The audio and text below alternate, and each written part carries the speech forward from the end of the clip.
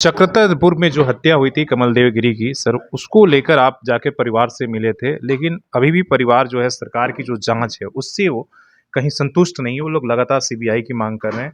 आपने सीबीआई को लिखा है, क्या कुछ कहेंगे जो हत्या हुई उनसे? नहीं, जब हम लोग उनके परिवार से मिलने गए थे तो सिर्फ परिवार के लोग ही नहीं, वो हजारों महिलाएं पुरुष नौजवान खड़े थे। सबकी एक ही मांग थी, क्योंकि पूर्व में कमलदेव गिरी के द्वारा थाना में लिख के जिला के डीसी एसपी सबको आवेदन दिए थे कि मेरी जान खतरा में है, लेकिन प्रशासन ने कोई सूद नहीं ली। और जिस तरह उसकी हत्या हुई बम फेंक कर, और वो भी एक खास समुदाय के मोहल्ले के निकट, और उनका ये आरोप था मोहल्ले वाले लोग का भी, वहाँ के चकद्दरपुर के लोग का भी, उनके परिवार का भी। और ये हत्या उनकी सोची साजिश एक राजनीतिक हत्या थी, क्योंकि वो एक बहुत ही पॉपुलर राष्ट्रवादी हिंदू नेता थे कमलदेव गिरी, जो हर गरीब के सुख दुख में शामिल होते थे। और उस समय वहाँ सत्तारूढ़ दल के झारखंड मुक्ति मोर्चे के नेताओं के लिए वो सिरदर्द था, क्योंकि आने वाले नगर पंचायत में चुनाव लड़ने वाले थे, जो सूचना वहाँ के लोगों से प्राप्त हुई।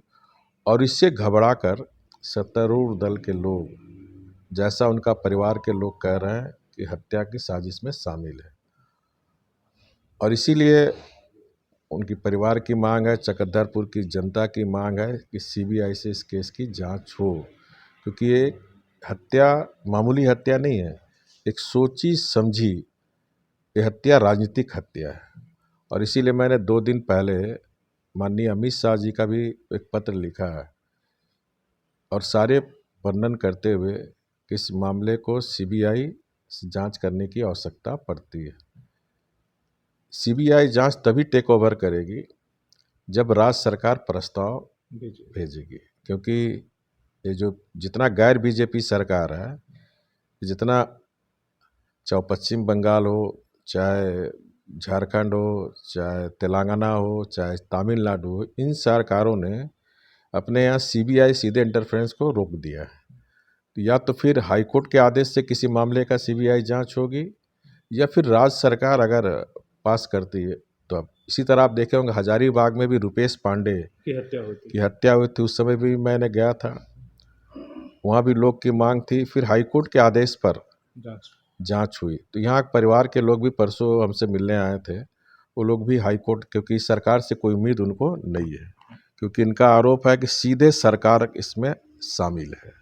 सरकारी जो सत्तारूढ़ दल के लोग इस कमलदेव गिरी की हत्या में शामिल है, इसलिए वहाँ के प्रशासन पर, वहाँ की जनता का, उनके परिवार का कोई विश्वास नहीं है। तो माननीय मुख्यमंत्री जी से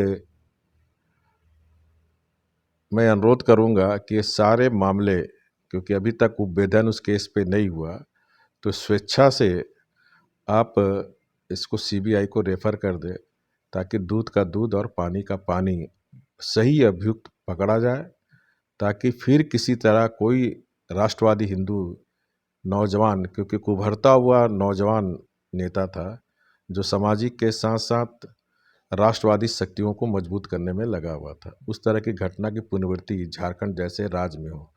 दूसरी तरफ आप देखें हेमंत सोरेन जी का, जब एक बच्ची के साथ दुमका दुमका चाहे साहेबगंज में, तो जिस तरह एक गैर जिम्मेदाराना उन्होंने बयान दिया, चाहे वो नियोजन नीति हो तो बिहार यूपी इनको याद आता है, कोई हत्या भी होता है, इतनी जघन हत्या में इनके इतना हल्के ढंग से बयान देना कि दिल्ली में भी होता है, यूपी में भी होता है, बिहार में भी इस तरह की घटना होता है।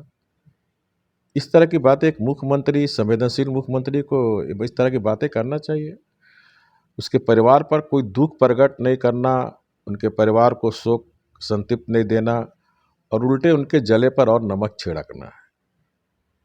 ये बताता है कि ये सिर्फ वोट बैंक तुष्टीकरण के आगे ये झुकी हुई है सरकार। इन्हें सिर्फ एक खास समुदाय का ही वोट बैंक से बहुसंख्यक समाज के साथ ये सरकार अन्याय करने का काम कर रही है। तो आने वाले समय में बहुसंख्यक समाज इस वोट बैंक और तुष्टीकरण की राजनीति करने वाले को सबक सिखाएगी।